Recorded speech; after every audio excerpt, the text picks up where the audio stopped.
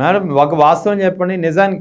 నిజానికి నిజానికి మీకు 5 ఎకరాల పొలమును ఉద్యోగం అనేది ఎవరి వల్ల వచ్చింది? ఎవరు ఇచ్చారు మీకు?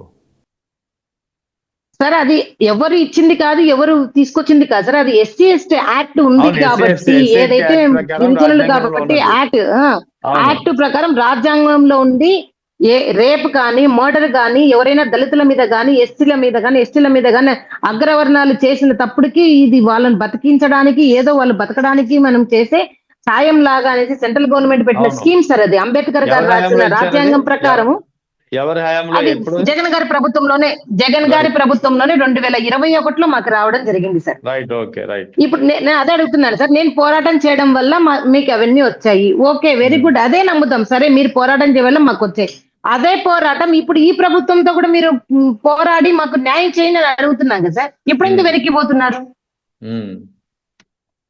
ఇప్పుడు పవన్ కళ్యాణ్ గారు ఎందుకు వెనకడిగేస్తున్నారు? సాక్ష్యాలు తారుమారైపోయినాయా? నేను సాక్ష్యాలు సృష్టించగలను అంటే సార్, సాక్ష్యాలు ఎక్కడికి పోలేదు. సాక్ష్యాలు ఎవరు దాన్ని ఎరేజ్ చేయలేరు సార్. పోస్ట్ మార్టం రిపోర్ట్ ఏమన్నా మళ్ళీ మీరు మార్చగలరా? సైటాలజీ రిపోర్ట్ ఏమన్నా మార్చగలరా? మార్చిందల్లా అధికారులు. ఆ అధికారులను ఏదైతే జత్వాని కేసు లాగా సస్పెండ్ చేసి ఇంట్రాగేట్ చేసి వాళ్ళని జైలుకి పంపించి అసలు మోటివేషన్ కనుక్కోండి. వాళ్ళు ఎందుకు ఈ సాక్ష్యాలు తారుమారు చేయాల్సింది వచ్చిందని కనుక్కోండి. కనుక్కోలేరా? ప్రభుత్వమే మీది కదా సార్, ఎందుకు కనుక్కోలేరు? అంటే నిర్లక్ష్యమే కదా. ఒక గిరిజన బిడ్డకు మాట ఇచ్చినాను, ఆమెం అడుగుతుందిలే. ఒక హ్యాండిక్యాప్ ఆమెం అడుగుతుందనే కదా సార్. మాటల ధోరణి చూడండి ఎలా ఉందో. అవును, ఈయన సపోర్ట్ చేస్తున్న ప్రభుత్వమే ఉంది కదా మేడం. మరి ఆ నేరం జరిగినప్పుడు ఉన్న ప్రభుత్వం కూడా ఈయన సపోర్ట్ చేసిందే, ఇప్పుడున్న ప్రభుత్వం కూడా ఈయన సపోర్ట్ చేస్తున్నదే. మరి అదే కదా సార్. ఇప్పుడు ఆయన చదవాల్సినది ఆ 2 పేజీలు తీసుకొని నా వల్ల స్థలం వచ్చింది, పొలం వచ్చింది, అది కాదు సార్ ఆయన చదవాల్సినది. ఆయన చదవాల్సినది ఫోటోస్ ఇచ్చి వాళ్ళ తల్లి బాధపడుతుంటే నా కడుపులో తిప్పేసింది.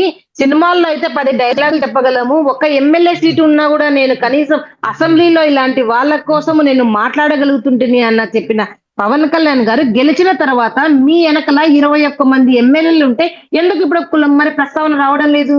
అసెంబ్లీలు ఎన్ని అసెంబ్లీలు అయిపోయినాయి? ఎందుకు మీరు మాట్లాడడం లేదు? అంటే ఒక గిరిజన బిడ్డనే కదా. అదే మీ ఇంట్లో వాళ్ళని దూషించిన అదే మరి ఒక వ్యక్తిని మరి మీరు ఊర్రూలు తిప్పి 3rd డిగ్రీ చేశారు కదా, అప్పుడు మీ ప్రభుత్వం మాటలు వినిందే. అవును, అంటే మీ ఇంట్లో ఆడపిల్లలకు మాన ప్రాణాలు ఒకటి, మా ఇంట్లో ఆడపిల్ల మాన ప్రాణాలకు ఒకటే చెప్పండి. అదే నేను చెప్పమంటున్నాను సార్. మీడియా ముందుకు వచ్చి నన్ను కూడా పిలిచి పవన్ కళ్యాణ్ గారికి నేను సార్ మధ్యలో ఎవరెవరో నా సుగాలి ప్రీతి వాళ్ళ అమ్మకు మూటలు దొరికినాయి, సుగాలి ప్రీతి వాళ్ళ అమ్మకు ఏ పార్టీ దగ్గరికి పోయి అడిగితే ఆ పార్టీ ముద్ర వేయడం కాదు సార్ న్యాయం అంటే.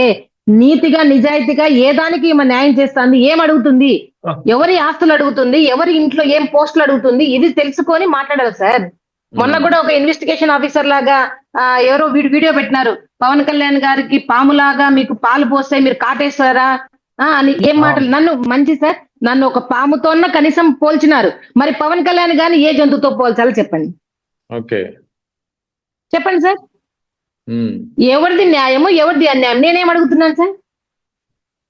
అసలు చార్జ్ షీట్ అంటే తెలుసా సార్? ఆయన చెప్పిన నిన్న వీడియోలో అంతగా బాధపడి పవన్ కళ్యాణ్ గారు ఏదో ఇంత చేసినారు, నేను చేసినారని చెప్తున్నాను కదా సార్. కృతజ్ఞత లేదు అని చెప్పడానికి కూడా అసలు ఆ మాట మాట్లాడడానికి కూడా అర్హత లేదు నిన్న చెప్పిన వీడియోలో.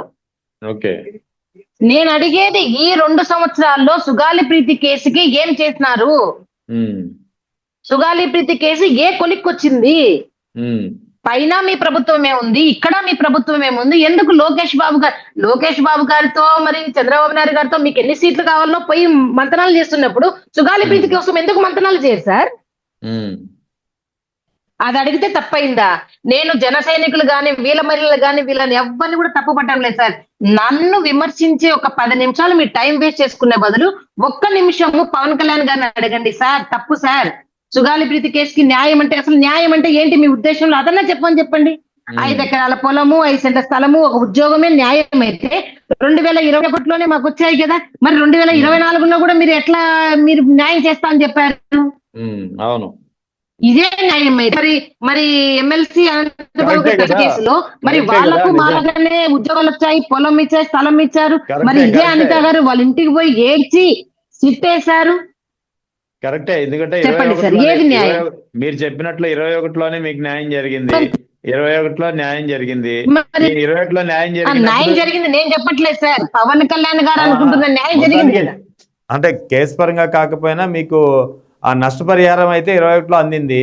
అందినప్పుడు ఈయన చెప్తున్న మాటల ప్రకారం మాటలే నిజమై ఉంటే 24లో మీరు తొలిసారి కలిసినప్పుడు ఆయన హామీ ఇవ్వకూడదు కదా. ఇప్పుడు 2024లో జగన్ గారికి దెబ్బ తగిలింది సార్. ఆ అవును. దెబ్బకు సుగాలి ప్రీతి కేసుకి ఏంటి సంబంధం? మరి మీరు ఎట్లా చెప్పినారు? అదే కదా.